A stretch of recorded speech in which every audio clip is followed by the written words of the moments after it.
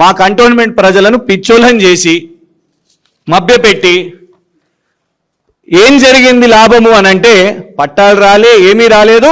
కానీ మా ఎమ్మెల్యే గారికి మాత్రం బెంచ్ కారు వచ్చింది. సంవత్సరంలో ఏం జరిగిందబ్బా కంటోన్మెంట్ కంటే ఏమీ రాలేదు. మా ఎమ్మెల్యే గారికి మాత్రం బెంచ్ కారు వచ్చింది. 2 కోట్ల బెంచ్ కారు కొన్నారు. ఇలా ఏం చెప్పాలి జూబ్లీ హిల్స్ ప్రజలారా? ఇగోండి కాంగ్రెస్ ప్రభుత్వం ఇచ్చే ఇంద్రమ్మ ఇల్లు, 6000 ఇంద్రమ్మ ఇల్లు, ఇగోండి పట్టాలు, ఇగోండి స్పోర్ట్స్ కాంప్లెక్స్. ఇది కంటోన్మెంట్ ప్రజలకు ఇచ్చింది రేవంత్ రెడ్డి గారు. జూబ్లీ హిల్స్ వాళ్ళకు కూడా ఇలాగే మోసం కావాలనా? కంటోన్మెంట్ ప్రజలను మోసం చేసి వీళ్ళందరూ మా కేటీఆర్ గారు చెప్పారు మొన్న దండుపాల్యం బ్యాచ్. ఈ దండుపాల్యం బ్యాచ్ మొత్తం కంటోన్మెంట్ మీద పడ్డది.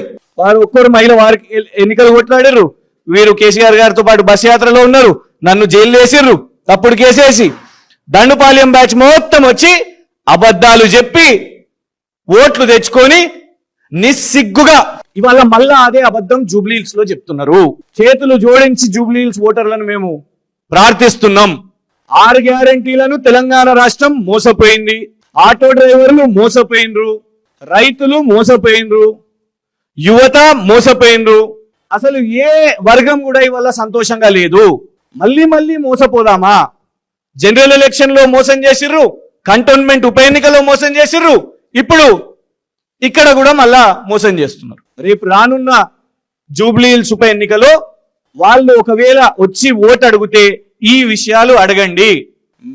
మెయిన్ ఎన్నికలు ఏం చేసిర్రు, కంటోన్మెంట్ ఎన్నికలు ఏం చేసిర్రు అని దయచేసి మీరు అడిగి వాళ్ళను నిలదీయాల్సిందిగా ప్రార్థిస్తున్నాం.